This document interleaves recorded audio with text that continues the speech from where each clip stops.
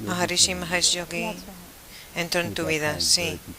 En aquel entonces, pocas personas en este país le conocían. Los Beatles no habían empezado con la meditación hasta el 67 y yo empecé en el 66. Le conocí en 1968, al principio del 68 en la India, no, aquí, en Boston.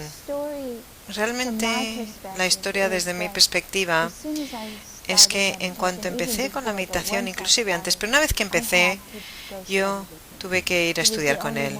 Era la única persona a quien, que yo sabía y conocía lo suficiente de forma que me podía rendir totalmente y entregarme al proceso de la meditación profunda.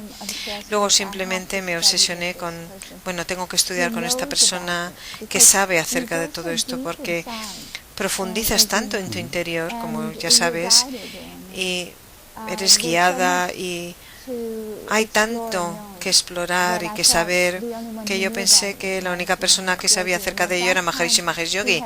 Y en aquel tiempo él daba cursos ya en la India, donde llevaba a las personas allí y estudiaban 3-4 meses con él. Cuando yo le conocí por primera vez, yo estaba absolutamente, es difícil de sorprender, no era, y de comentar, era encontrarme con un huracán de nivel 5, la cantidad de dicha que él vivía, que él emanaba, que él exudaba, que, era realmente devastador para mí en muchos sentidos. Mi vida, según pasaba el tiempo, fue una oración constante para poder vivir en Dios, vivir a Dios. Y eso es lo que yo quería hacer, quería vivir esa presencia. Cuando haces trabajo espiritual, especialmente o tan profundo como enseñar a la gente a meditar, es que simplemente fluye a través de tu alma tremendamente. Yo quería estar totalmente inmersa en lo divino.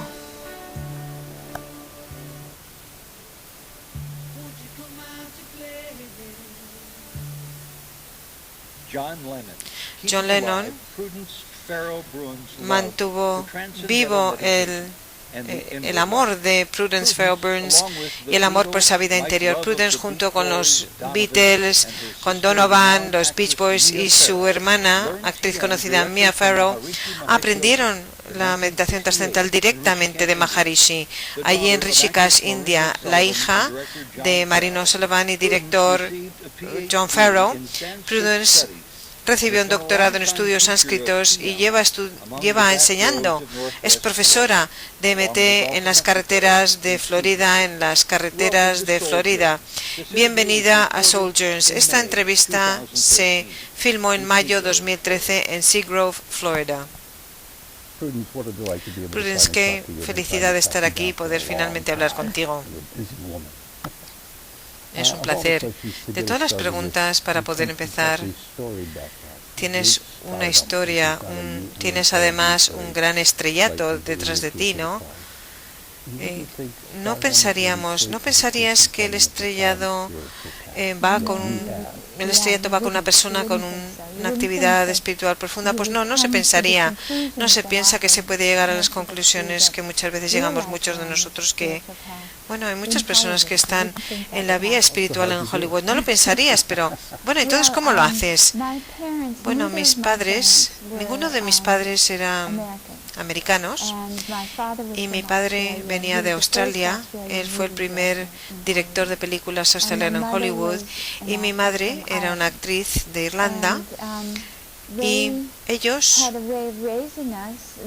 nos criaron de un modo muy anticuado. Mi madre realmente era católica, éramos católicos y nos criaron, digamos, dentro del catolicismo de Irlanda. Íbamos a escuelas con monjas, etcétera. O sea, antes de ir a escuelas de monjas cuando era más joven, cada semana rezábamos el rosario como familia por la noche. También rezábamos el rosario con... Sí, es curioso, ¿verdad? Sí. 7 hijos. Entonces era así. Mi padre se convirtió al catolicismo, así que él era director de cine, pero su gran amor y la forma como le gustaba pensar en sí mismo era como escritor, ¿verdad? Él escribió el primer libro sobre Damien el leproso, ¿eh? Sí, es un libro, sí, conocido. Así que toda esa investigación inicial la hizo mi padre, quien vivió en Kashidi, y luego durmió está en la cama, allí en Tajidi, de que fue la cama del padre Damián. Y bueno, él escribió sobre el santo. Bueno, y no, era entonces santo, todavía era misionario, pero había sido misionario. Pero él, al convertirse, se convirtió como una especie de fanático en el tema, y sus mejores amigos eran curas jesuitas, sí, los primeros católicos, los mejores católicos dicen que son los que se convierten, sí, a lo mejor para todo, ¿no? Cuando te conviertes por primera vez simplemente venías de un lugar y realmente haces un esfuerzo concertado realmente y decidido por cambiar, así que entre mis dos padres realmente tuvimos mucha religión en casa, religión anticuada, con monjas, curas, habíamos oído hablar mucho sobre el infierno. Y bueno, yo que tenía 4 o 5 años recuerdo que realmente me atemorizaba que solamente me quedaba un año así hasta llegar a la edad de razonamiento y entonces podía ir al infierno, ¿verdad? Eso me preocupaba mucho cuando era pequeña, fíjate, sí, sí. Bueno, al limbo, sino al infierno. Bueno, entré con mucho temor en mi vida de joven. Había muchas historias que nos contaban las monjas, porque cada clase de religión, si recuerdas, era la primera clase del día, la de religión en una escuela católica, duraba 1 hora para nosotros, así que todos los días empezaba así y tendríamos luego procesiones, celebrábamos cosas especiales, días festivos, así que mucha de mi vida para mí y para hermanos y hermanas, aunque nuestra vida estaba centrada en la familia, había mucha religión. Para mí eso dejó una gran huella.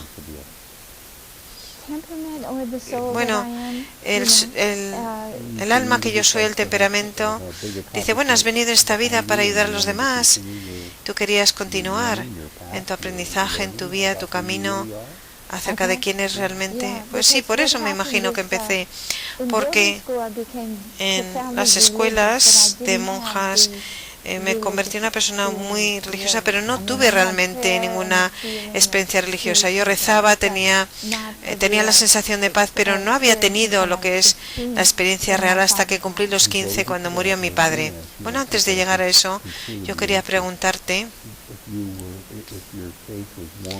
si tu fe era cómoda, te reconfortaba y era sobre todo positiva para ti, pero suena como si tú eras consciente de los problemas cuando cometías errores con tu iglesia, ¿no? Después de la edad de razonamiento, ¿no? Sí, ya lo pensabas a la edad de 6, porque el infierno realmente se convierte en algo para ti importante, así que creciste creciendo en la calidez de la religión o el miedo, sí, en las dos cosas. Te contaban historias de gente mala o de gente muy buena también, donde el demonio les visitaba, así que si tú eras malo o eras realmente bueno, el demonio te podía llegar a visitar, así que había un gran temor. Yo recuerdo rezar más, de hecho, en un momento dado rezaba casi más al diablo que a Dios, diciendo, por favor, no me visites, ¿no? Porque en mi familia había 7 hijos, tú venías de una familia de 6, pero en mi familia mis padres trabajaban mucho, teníamos muchas sirvientas en casa y había gran tensión muchas veces. Teníamos nuestra ropa y nuestros alimentos, vivíamos bien, vivíamos en riqueza, pero lo que era escaso era la atención por parte de los padres, así como niños, eso es lo que sentíamos. Bueno, y eso es igual a esa atención que echaste en falta, era como una falta de amor, lo que sentías tú. Sí, sí, así era, así que realmente había como una lucha por supervivencia entre nosotros para recibir la atención de mi madre o de mi padre. Y claro, algunos de mis hermanos y hermanas, por su personalidad, recibían, no eran una personalidad tan fanática o extrema. Yo, mi personalidad era extrema, así que yo realmente luchaba mucho por mi lugar y mi sitio, y lo obtuve, pero era siendo mala, O sea, en cuanto alguien te decía eso no lo puedes hacer, yo lo hacía para recibir la atención. Claro, tenía que sobresalir, sí. Fui consciente de mí misma ya jugando y desempeñando ese papel. Yo me desarrollé muy pronto y disfrutaba siendo rebelde. No, porque siempre me encontraba en problemas, pero recibía esa atención. Sí, claro, recibía atención, pero siempre estaba en problemas, así que tuve que pagar ese precio y siempre tenía que hacer algo extremo para ello. Y según avanzaba el tiempo, no fue realmente al final divertido. Y luego, pues bueno, avanzas un paso adelante, dos atrás, intentando sacar el sentido de la vida, de lo que va todo, como mucha gente joven. Muchas veces haces preguntas sin conocer las respuestas, y luego a la edad de 15 tienes una experiencia personal, dices que murió tu padre, sí. Y entonces que, bueno, hubo mucha revuelta en ese sentido antes de dejar nuestra casa en Estados Unidos por la cuestión de hacer películas. Fuimos a España, mi padre perdió todo su dinero, tuvo un ataque al corazón, mi madre tuvo una crisis, todo se vino abajo. Un hermano murió, el hermano mayor, así que todo se vino abajo, todo se colapsó, todo salió mal para mis padres también, y eso te hace romper con tu vida y mirarla y observarla. ¿A ti te parece el mundo real? Porque has tenido experiencias tan extremas, ¿no? Una familia que viajaba por todo el mundo. Bueno, hay cosas que no lo reconoces cuando eres un niño, ¿verdad? Es así, las cosas son así. Yo creo que era más un problema de la pérdida, el perder un hermano también, y luego mi madre tuvo que ir a trabajar, salir a trabajar, tuvimos que volver a Estados Unidos, no había dinero, mi padre no podía trabajar, sufrió muchísimo, sufrió de otro ataque al corazón, se quedó paralizado, una cosa tras otra, todo salía mal. Vi cómo caía un gran hombre, porque mi padre, cuando éramos jóvenes, era un hombre de mucho éxito, un director de cine, trabajaba con John Wayne, tuvo un premio por La Vuelta al Mundo en 80 días, era una persona de éxito. Casi nunca le veíamos, y cuando le veíamos, pues todos nos vestían, nuestras nanis nos vestían, eran un gran evento, ¿no? Y luego, claro, mi madre también estaba muy ocupada, entonces estaba muy ocupada en el sentido de que ella había sido criada en un lugar también de dinero. Su tradición era que teníamos que ser criados por nanis, no por las madres, ¿no? Ella tenía esa cultura, ¿no? Para ella era algo normal. Pero luego el ver, mi madre tiene que salir a trabajar y ver cómo se desmorona esta familia, para ella resultó algo patético, empezó a beber. Bueno, eran seres terríficos, mis padres eran fenomenales, pero según pasó el tiempo, se enfermó, no podía funcionar, y luego llegó a ocuparse de los jóvenes, y luego mi padre murió. Para mí fue algo repentino, ¿no? Aunque seguía diciendo me voy a morir cualquier día, nos lo decía, pero no lo entiendes, no, por lo menos yo no lo entendía en aquel entonces. Así que cuando murió, sí que tuve mi primera experiencia espiritual, fue muy profunda, muy dramática. Sentí a Dios, y como tú dices, esta experiencia cercana a la muerte, yo también lo sentí. Me encontré con mis vidas del pasado, pero no había tiempo como nosotros lo conocemos, lineal, o sea, todo pasaba a la vez, ¿no? ¿Sí? ¿Te puedo preguntar sobre esto en particular? Me interesa muchísimo. Tu padre muere y el alma se fue del cuerpo de tu padre ¿Cómo sientes esta experiencia, como dices tú, cercana a la muerte? Y tú estabas en tu cuerpo consciente. ¿Cómo pasó? No lo sé. ¿Pasó justo después de que murió? Sí, lo que pasó es que yo estaba con amigos en el desierto, fuera de Los Ángeles, y yo intentaba quedarme allí un día. Esta se suponía que tenía que ir a la escuela al día siguiente, y llamé a casa por la tarde pronto. Estábamos en un restaurante, así que utilicé el teléfono del restaurante. Por encima de la barra llamé y a mi hermano mayor contestó el teléfono. Era domingo por la tarde a las 6. Había muerto en algún momento durante la noche del sábado, o de madrugada o al final de la noche. ¿Te enteraste por la llamada por teléfono? No. Así que mi padre y mi hermano, que era una persona muy importante, dice, bueno, yo le pregunté, ¿puedo hablar con papá? Y dice, papá está muerto. Y le digo, ¿estás bromeando? Y él dijo, enfréntate a ello, papá se ha muerto. Y cogí el teléfono y lo tiré, ¿verdad? Tomé el auricular y lo tiré por encima de la barra. Y es que ya no recuerdo, solamente recuerdo que la gente venía y me sujetaba, ¿verdad? No recuerdo, realmente no lo recuerdo muy bien, pero todo el mundo sabía lo que había pasado. Y entonces volvimos al lugar, a la casita donde nos estábamos quedando, mi madre, mis amigos. Yo tenía 15 años, solamente 15. Mi madre dijo, bueno, ahora chicas, esto es un momento en que podéis beber. Ya sabéis, cuando eres joven siempre quieres beber, pero nunca te lo permiten, ¿verdad? Y dijo, bueno, pues esta es una vez en que se os permite beber. Pero lo último que quería hacer yo era beber en ese momento, así que quería simplemente quedarme con la idea, ¿no? Ellos siguieron viviendo, se emborracharon, yo me fui al dormitorio en la parte de atrás, me senté encima de la cama y yo intentaba realmente quedarme, integrar lo que acaba de oír. Y entonces lo que pasó es que sentí mi relación con mi padre, la sentí volviendo a cuando era una niña, pero un bebé, ¿eh?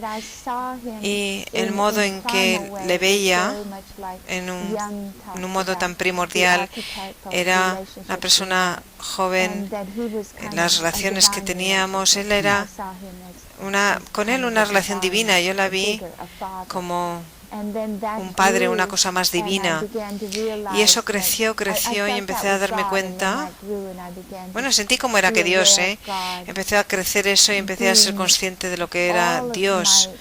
Dios siendo todos mis familiares, o sea, todo el mundo, en un momento de mi vida, mis abuelos, todo es parte de una relación.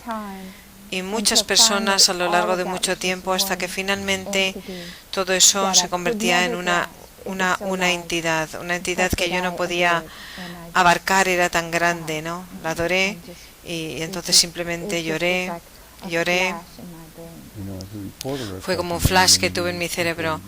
Bueno, como reportero hablo con muchas personas, muchas circunstancias que acababan de perder a una persona, y siendo niño, nunca oí a nadie expresar esta conciencia rápida, divina, espiritual, donde se dan cuenta que todo es algo más de lo que se pensaba que era, ¿no? Esto realmente me parece... ¿Qué sacaste de toda esta nueva comprensión? Creo que lo dije cuando hablaba también el otro día, y en que lavó mi vida. Mi vida no funcionaba, ¿no? Ya te lo dije que yo me había hecho, digamos, a mí misma siempre rompiendo las reglas, así que siempre me encontraba problemas y eso se había ido acumulando en mi ser. Yo estaba muy estresada, pero me proporcionó, me dio un sentido de que todo iba a ir bien, porque sentí con ello, había que una esperanza verdadera en que todo está bien, todo va bien y que todo estará bien, ¿no? Pero a la vez Cuando todo eso pasó, simplemente sentí que todo eso había lavado mi vida, en el sentido en que nada realmente me llegó a interesar después de eso, ninguna relación. Me convertí, o sea, me obsesioné con tener más. Si utilizas el sentido de lavar, ¿no? De que sí, es como que hay un botón de reseteo en la vida de una persona. No entiendo, no sé en el pasado qué te había pasado. Y entonces la pregunta es, ¿qué es lo que te sustentaba a ti en el futuro? Tú querías buscarlo después de eso, ¿no? Sí, exactamente. La cuestión es que no fui iluminada por el hecho. Fui iluminada en cierto sentido, en el sentido de que mi ser todavía era un ser inmaduro que sufría una persona. Claro, todo eso requiere entendimiento para superar todo eso. Es así.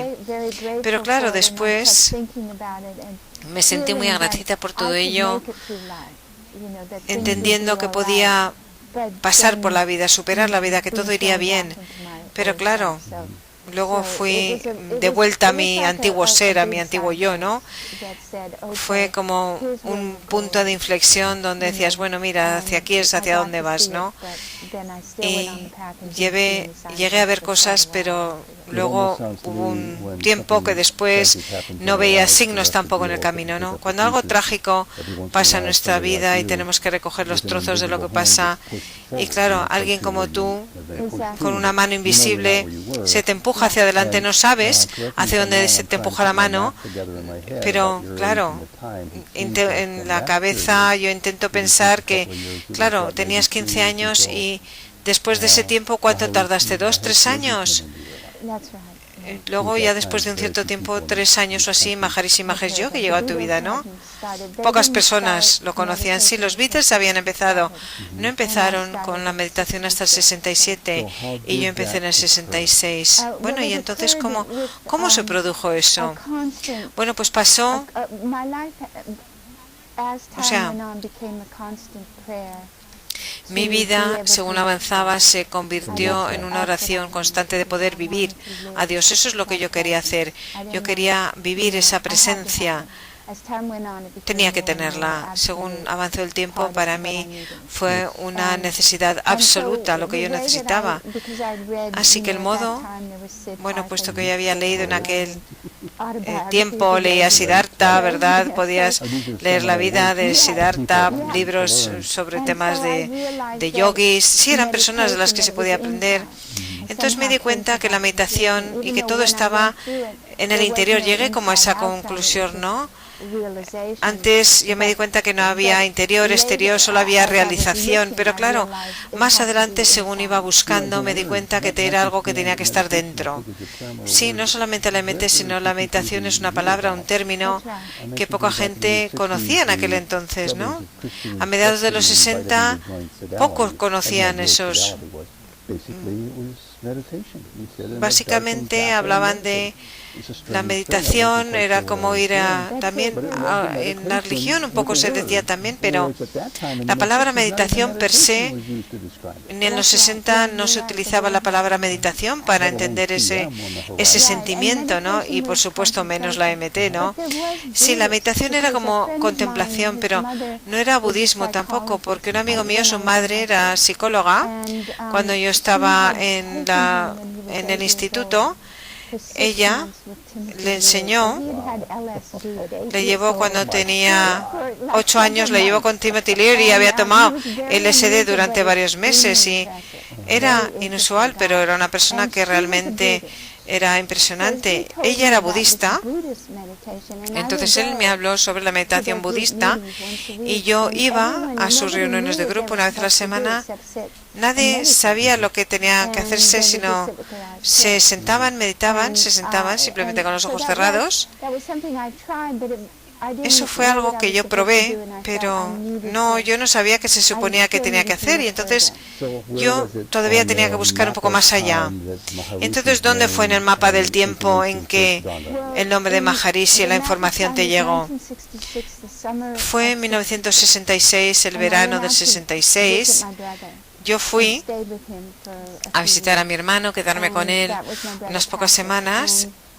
Fue mi hermano Patrick, vivía en Malibu, tenía un amigo que había estado en India con Maharishi, así que yo estaba leyendo un libro sobre la meditación, estaba allí en un acantilado mirando el océano, él vino andando y yo pude sentir mi destino, sabía que mi destino me estaba visitando, ¿no? Y que esto era lo que yo buscaba. Lo sabía. Sí, fue un día de dicha en tu vida. Nunca tuve eso. Es ciertamente conocido a gente que es inconfundible, ¿no? No tienes elección. A veces sabes que te llega tu destino, ¿sabes? No tienes a veces elección con tu destino. En el 67 o en el 66, de hecho, aprendiste la meditación y es como soy. Yo aprendí en el 75, sí. A lo mejor es un poquitín diferente. Se tarda 6 semanas y aprendí a los fines de semana y bueno, empecé en Los Ángeles, hay una sala. Era caro en aquel entonces. Ah, sí, $35. Luego 150 también, bastante caro. Pero sí, era barato y a partir de ahí me obsesioné con que tengo que estudiar con esta persona que sabe acerca de todo esto, porque claro, profundizas tanto en tu ser. Como ya sabes, eres guiada. Hay tanto que explorar y saber que yo sentí que lo único que sabía era Maharishi Mahesh Yogi. Y en aquel momento, él daba cursos en la India, donde llevaba allí a la gente, estudiaban 3-4 meses con él. Así que, bueno, realmente digamos que había una especie de adoctrinamiento en la meditación. Sí, era más como tú llegabas ahí y hacías una retirada, hacías un retiro y entonces te entregabas a la meditación en sí y le reconociste instantáneamente como alguien, era realmente la persona o era alguien simplemente de quien ibas a aprender. Cuando le conocí por primera vez, bueno, es difícil de hasta describirlo. Era como conocer un huracán de nivel 5, la cantidad de dicha que él vivía, que él inspiraba, que él emitía. Para mí era algo devastador, era tremendo. Soy curioso por un tema. Esto es antes de que él llegase a ser muy conocido en América y en Occidente. ¿Y en la India qué? Sí, era bien conocido en el sur de la India, era muy conocido, pero hizo realmente su nombre aquí. Era más para la gente occidental, ¿no? El amigo que me habló de meditación, que era amigo de mi hermano, él también había tenido experiencias asombrosas. Tenías que entrevistarle a él, ¿no? Sus historias son asombrosas, pero él también fue a la India por las experiencias que él tenía. Él llevó todo el dinero para la universidad sin que lo supieran sus padres. Se fue a la India y se pasó 6 meses con una gurú y le dijo a ella: es momento que encuentres un maestro que entiende tu camino y el camino de Occidente, una gran profesora. Y ella le dijo, fue a ver a Maharishi, y él dijo que cuando se lo contaron, él también para él fue una pena que tuviera que dejar la presencia de ella, porque era una pena. Él pensaba que le estaban echando algo, pero cuando entró en esta esfera del mundo de Maharishi, que estaba en Rishikesh en aquel entonces, se fue de una atmósfera increíble en Naide Maima, donde estaba, pensaba que perdía todo, y cuando se acercó a donde estaba Maharishi, que estaba como a media milla, dijo ya que sintió una presencia increíble nuevamente, que no era diferente a aquello que había dejado con Nadia Maima era la misma presencia, ¿no? Entonces él se dio cuenta que ella había sido benevolente con él, porque él pensó, bueno, porque ella me echa y me envía con otra persona, pero luego lo entendió que no era así en absoluto, ¿no? Él fue lo que llamó un reactor en caliente. Muchos de nosotros no somos. Nosotros muchos tardamos años y años y años en encontrar cómo romper las barreras que se nos ponen para evitarnos llegar a esas sensaciones que tú estás describiendo, ¿no? Y que tenías inclusive antes de empezar con la meditación. Sé un poco acerca de la secuencia de los eventos posteriores, pero quiero ir por ellos cuidadosamente poco a poco. Así que yo me imagino que todavía estás en Estados Unidos, practicas la MT, sabes ya mucho más sobre Maharishi Mahesh Yogi. ¿Ha llegado ya a América en el 66 o 67 o estamos lejos? Llega en el 67 durante unos pocos meses, creo, a lo mejor en el 66, en el otoño del 66, pero yo no le veo, no le conozco, no fui enseñada por él al principio. Le conozco en 1968, al principio del 68 en la India, no es en la India, es en Boston, sí, porque, bueno, es otra historia diferente, pero bueno, estamos ahí en ese marco de tiempo. Y entonces te convence algo que vayas con tu hermana, Mia Farrow, y no sé con quién más, y pases tiempo allí. Bueno, la historia, desde mi perspectiva, realmente es que en cuanto empecé a meditar, inclusive antes, pero una vez que empecé a meditar, tuve que ir a estudiar con él. Era el único que sabía tanto como para poder yo entregarme totalmente y entregarme al proceso de meditación profunda. Así que yo le necesitaba, pero era demasiado joven como para ir a la India, no me aceptaban todavía, así que fue de peregrinaje a Lourdes, estaba un milagro, y cuando volví sentí que ya había tenido un milagro, sentí que había recibido un signo, y entonces sabía que yo iba a ir a la India al año siguiente, pero no sabía cómo.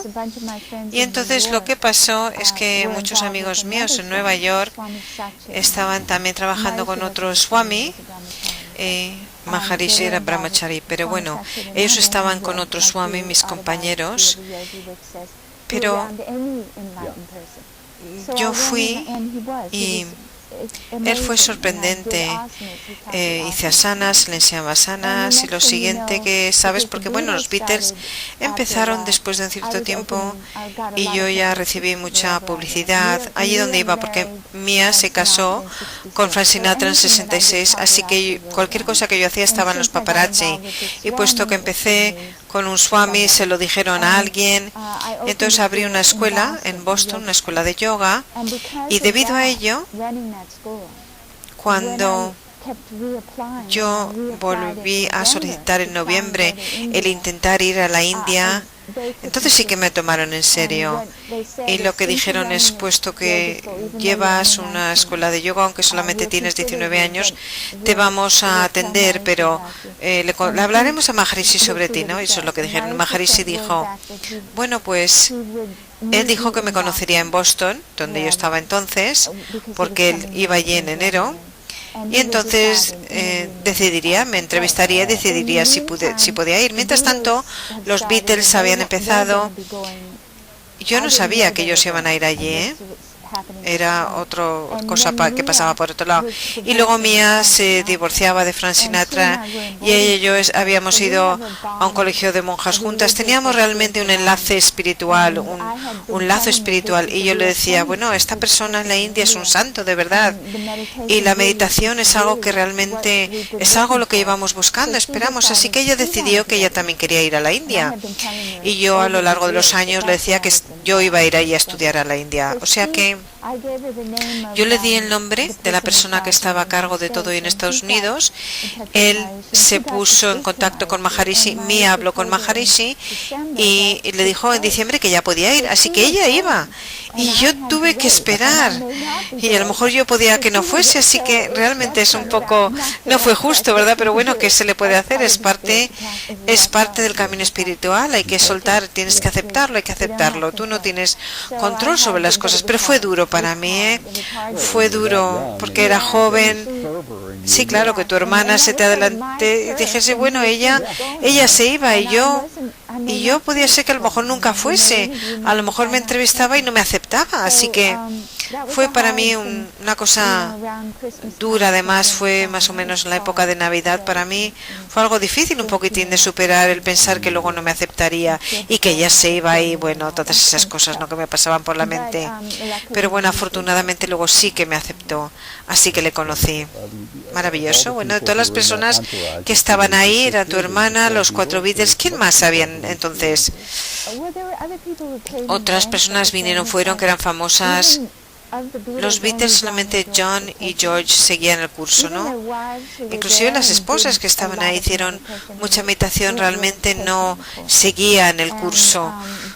Pero Ringo Paul fue 2 semanas o así, 2 semanas y media, Ringo unos 5 días solamente. ¿Tu hermana siguió el curso?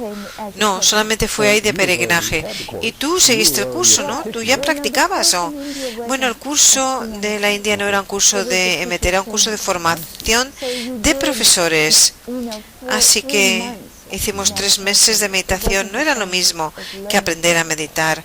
Así que ella aprendió a meditar en la India. Ella empezó con la meditación en la India, pero ella no siguió el curso de los 3 meses. George también hicieron curso conmigo. Bueno, eso es interesante, ¿no? Significa que ellos simplemente no es que tuvieron un capricho con la MT, ¿no? Sobre todo George. Sí, siguió el resto de su vida, ¿no? Y lo manifestaba en muchos modos diferentes, lo expresaba en su vida con sus sentimientos, con ese crecimiento espiritual. Sí. Hay gente famosa donde, bueno, había canciones de los Beatles que aparecían brillantes y hablaban de la luz divina. Sí, John dijo que él estaba ahí por George realmente, o sea, y George realmente es el que estaba allí por las mismas razones que yo. George, bueno, hay un vídeo muy antiguo suyo, ya descolorido, que se le veía cómo se iba a la India. Estaba también conociendo a Sai Baba. Yo no sé si él realmente estaba en un camino muy profundo, igual que tú. Y bueno, no quiero dejar este tema, pero ¿cuándo tú realmente te diste cuenta de que tú eras diferente y que siempre habías tenido esta atracción magnética hacia comprenderte a ti misma en un nivel más profundo que muchas personas? Bueno, yo realmente, cuando era más joven, antes de empezar con la meditación trascendental, cuando iba en el camino, yo a veces deseaba no estar donde estaba porque todo era además mucho más complicado para mí y yo deseaba que todo fuese más sencillo, una vida como las demás personas, más fácil. Y yo a veces deseaba no ver las cosas que veía y cómo lo veía. Así que para mí era realmente muy doloroso. Para mí era duro, pero una vez que llegué a la India y estuve con Maharishi, tampoco es que fuera fácil, porque hacíamos mucha meditación y generalmente la meditación tradicionalmente es un modo de purificar el cuerpo, de modo que esa parte de nosotros que es ser puro, esa existencia pura que nos anima, que nos da vida, lo hacemos para poder vivirlo y expresarlo, así que tenemos que ser puros. Nuestros corazones se tienen que abrir a ellos. Si tenemos mucha tensión, estrés y oscuridad, pues no es fácil, así que hubo mucha meditación en aquel entonces y para mí no fue fácil entonces, Bueno, ciertamente tú tenías la voluntad. Sí, claro, yo tenía la voluntad porque no tenía ningún otro sitio donde ir, así lo sentía. Seguro, perdona por preguntarte, cuando estabas ahí con Maharishi, el resto lo disfrutaban, pero también querían disfrutar de la vida, y tú no te unías a ellos porque tú estabas secuestrada detrás de puertas cerradas practicando y meditando todo el día. ¿Eso es lo que cuentan de ti? ¿Es cierto? Bueno, es algo un poquitín, no es así, porque en todo el curso estaban en otras zonas de alojamiento haciendo lo que yo hacía. Yo sí que a lo mejor era más fanática que otros, eso sí que es cierto, pero todos también hacían más meditación, inclusive por las tardes. Muchos de ellos seguían meditando, así que no es que estuviese fuera de lugar, estaba fuera de lugar en el edificio de celebridades donde yo estaba, que llegaba gente invitada, pero aún así sí que es cierto, porque para mí, bueno, al verme criado en Hollywood, pues yo ya veía mucha gente famosa, muchas celebridades, y para mí sí que siempre me defraudaba muchas veces. Y cuando oí, bueno, que iba a conocer a mucha gente, yo no sabía que iban los Beatles, porque entonces no leía mucho los periódicos, yo me dedicaba a enseñar yoga, pero cuando oí que iban a ir ahí los Beatles una vez que yo estaba ahí, es que yo realmente no quería conocerles, porque yo no quería sentirme defraudada, aunque me gustaba su música, porque la fama corrompe mucho y el poder corrompe. En aquella época conociste a John Lennon, escribió además una canción sobre ti, ¿no? ¿Fue así? Era divertido, además de adulador, lo que te escribió. Bueno, cuando oí las otras canciones que él había escrito, y fue astuto, era un individuo increíblemente astuto, era una persona brillante, no se dejaba fuera nada, y generalmente su humor a veces era un humor que podía hacerte daño, ¿no? Porque daba donde dolía. Y parte de la música que él hizo, yo sabía que se escribía sobre compañeros que estaban en el curso y no era muy adulador, así que yo no sabía, no oí mi canción hasta el otoño del 68, varios meses después. Y según pasaba el tiempo, pues hubo una canción escrita sobre mí, oí otras y yo me empecé como a preocupar, decir, bueno, ¿qué han escrito sobre mí, no? Y empecé a desear que nunca hubiesen escrito una canción sobre mí. Déjalo estar. Pero sí que escribir una canción, la iban a sacar, y bueno, yo me sentía muy nerviosa por lo que habían escrito, pero resultó ser muy bonita. Bueno, a ver, ¿dónde vamos aquí la entrevista? Hay muchas personas que meditan, muchos que no lo han intentado, gente que está en la vía, en el camino espiritual, mucha gente que no. Has pasado por países, has visto mucho, y para las personas que piensan que nosotros estamos como tendiendo un puente, y para esta gente que tiene un poquitín de curiosidad, hasta que conocí a alguien que me llegó a ayudar a pasar al otro lado del puente, siguiendo un poquitín este pensamiento, ¿qué puedes decirle tú a una persona que está viendo esto sobre la meditación, que a lo mejor lo ha probado una o dos veces y a lo mejor no siguen o no les ha hecho el clic? ¿Qué les puedes decir a ellos para que ayude a cualquiera de nosotros que a lo mejor inclusive haya tenido dudas a encontrar el camino correcto? Yo creo que si eres sincero, tu voz es una oración, y todas las oraciones son contestadas, así que vas a encontrar tu camino, la vía correcta y el camino correcto para ti. Sí que creo que la MT, yo doy clases, claro, pero sí que pienso que es, con respecto a otras meditaciones que tenemos disponibles, la más sencilla y la más directa, es lo que yo diría. Te proporciona una experiencia espiritual, y cuando abre eso en tu interior, lo abre además inmediatamente, y eso no es nada nimio, no es una cosa pequeña. Así que yo diría que ese es mi consejo.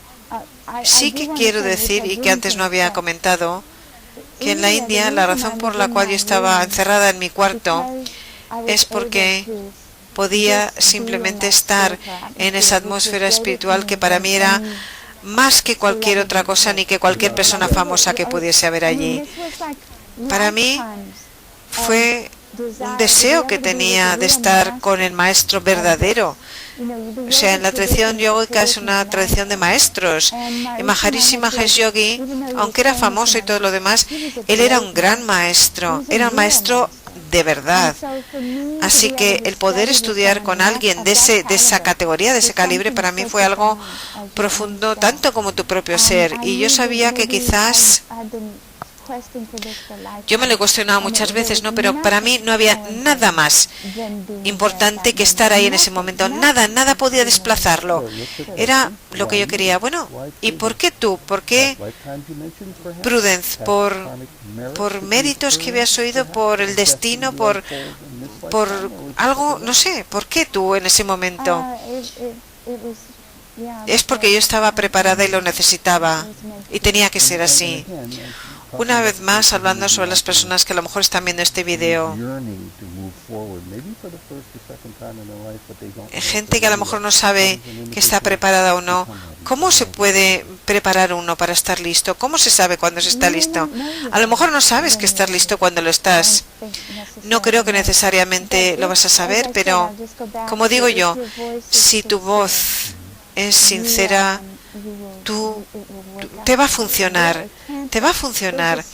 Hay un dicho en el antiguo texto hindú que dice que cuando llama el devoto a Dios y lo pide y lo ansía y es un deseo fuerte, en un momento dado lo que se dan cuenta es que ese deseo, esa petición, ese aclamar a Dios, no era ellos que llamaban a Dios, era realmente Dios quien les llamaba a ellos.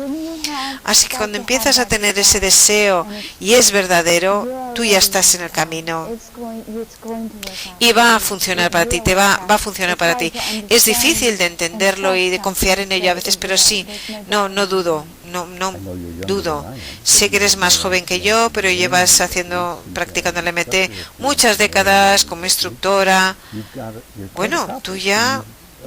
Y bueno, es que tener además un doctorado en sánscrito, no conozco a nadie más que tenga un currículum tan importante, tan asombroso. Tú has hecho tu trabajo muchas veces, una y otra vez más, y te siguen llegando recompensas. ¿Te compensa todo? Por supuesto, es infinito. Si alguien te pregunta, bueno, ¿y qué pasa si tú terminas el programa y tienes tu práctica y tienes esa conexión y luego qué? Pero sigue creciendo, es algo infinito. Es que cada vez recibes más y más y más y más profundo. Crece infinitamente. Antes de encender la cámara, tú y yo hablábamos de los dolores de la vida, lo triste de la vida, y yo en mi ignorancia decía que bueno, en la vía espiritual parece ser que a veces hay más dolor y bueno, ¿no estamos de acuerdo? No lo estoy. Yo creo que todos nosotros, claro, somos humanos. Todos los humanos estamos de hecho en un camino espiritual, en una vida, sobre todo si crees en la reencarnación, pero todos intentamos llegar a Dios, a lo mejor muchas veces en modos equivocados. Porque el ser uno con el todo es el estar completo.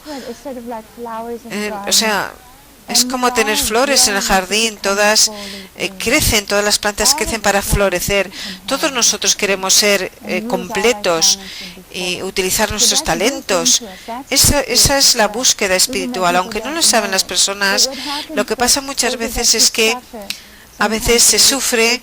Claro, esto podríamos discutir mucho, ¿no? Pero cuando estás con esa conexión interior, hay gente que es como niños y simplemente aceptan sus vidas, pero claro, cuando se produce un trauma, podemos romper con esa vida y luego estamos viendo desde fuera lo que hay dentro, y eso es cuando realmente podemos empezar con nuestro viaje. Puesto que hemos perdido nuestra conexión en un momento dado, empezamos a darnos cuenta de lo importante que es, y esto es de lo que va todo.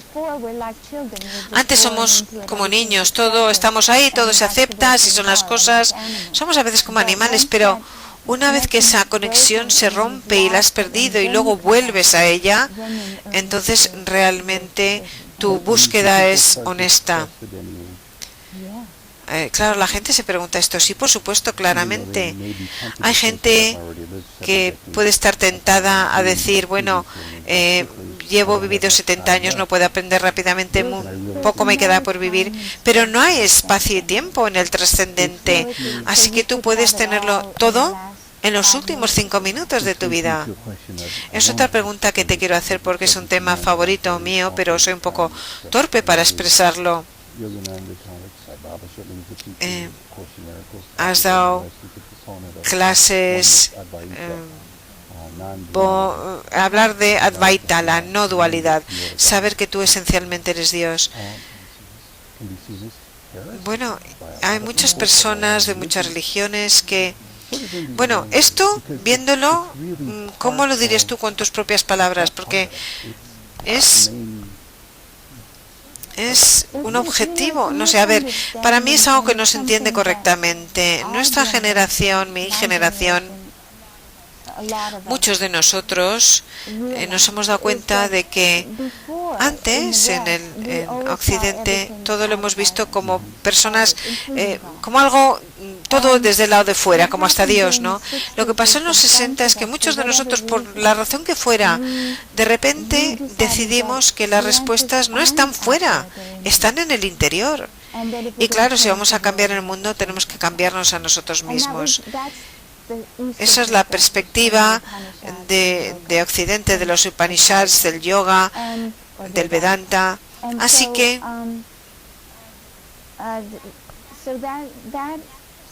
esa perspectiva es simplemente una forma diferente de verlo. Y si tú adoptas esa perspectiva, entonces lo que te das cuenta es que la vida surge desde tu interior y que todo aquello que tú has sentido y la esencia de todo lo que existe realmente está dentro de ti y que cuando lo puedes experimentas que es pureza y que eso es divino, y que yo creo que la diferencia verdadera entre lo que nosotros teníamos como religión y lo que muchos de nosotros necesitábamos era esa experiencia, al experimentarlo, y la experiencia de eso es lo que cambia tu perspectiva, porque no puedes ya decir que está fuera de ti, sino solamente puedes decir yo soy o estoy privilegiada de sentirlo y de sentir que viene de mi interior.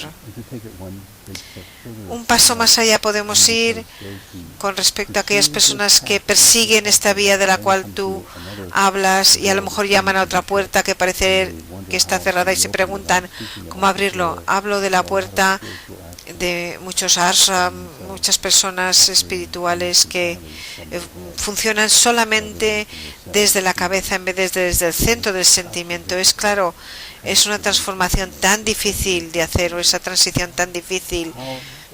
A lo mejor tú nunca la has tenido que hacer, parece como si tú claramente has tenido ese sentimiento de bienestar, esa presencia en tu corazón desde el primer día, ¿no? A ver, que voy a apagarlo.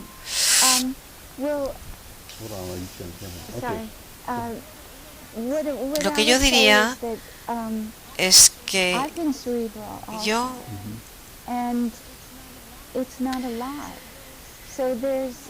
el Bhagavad Gita realmente es un libro maravilloso que describe cómo nuestros corazones y nuestras mentes siempre van en sitios diferentes. Sientes una cosa y sabes otra, pero si pueden trabajar juntas, entonces realmente llegas a estar completo, porque tienes también que entender, y eso también conlleva la participación del intelecto. Así que el corazón y la mente simplemente tienen que estar equilibrados, y aquí es donde entra en juego la meditación. O sea, cuando tú trasciendes, permite que la mente y el corazón se equilibren, y cuando están equilibrados es cuando realmente estás sano, feliz, estás feliz mentalmente, estás feliz emocionalmente y estás feliz espiritualmente. Esos tres componentes que hacen un ser humano están equilibrados. Por tanto, esa conexión en tu interior es absolutamente necesaria para la salud.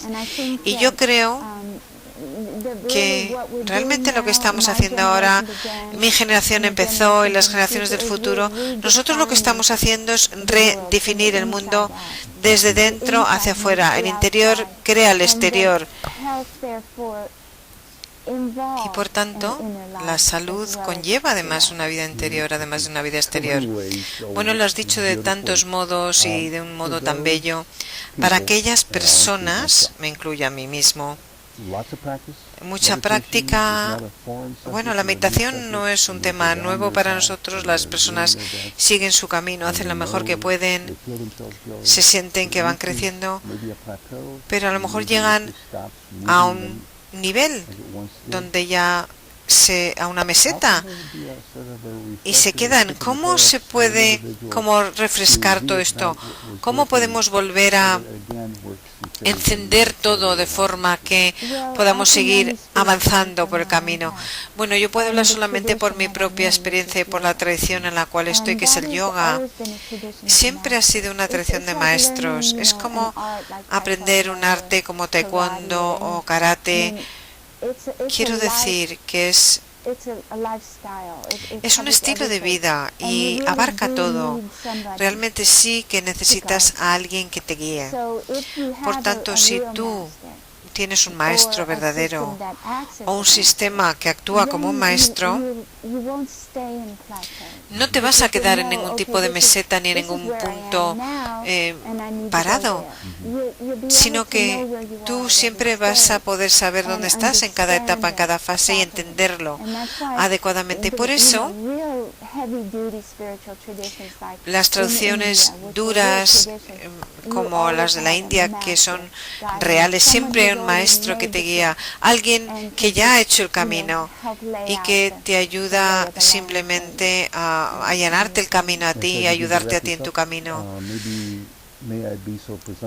Bueno, a lo mejor soy presuntuoso si te puedo preguntar cómo va tu meditación día a día y cómo va tu trabajo como profesora. Sí, para mí es maravilloso. Sigo. Es mucho más de lo que era cuando yo era joven, porque además enseño. ¿Nos compartes tu experiencia contigo? Porque algunos de estos ejemplos realmente pueden ser inspiradores para otros. Háblanos de todo lo que has quedado expuesta a tu experiencia. ¿Cuánto has ido siendo cambiado por todo esto? ¿Dónde te encuentras tú hoy en día en tu práctica? ¿Qué puedes decir para otros que lo sepan y que les pueda ayudar?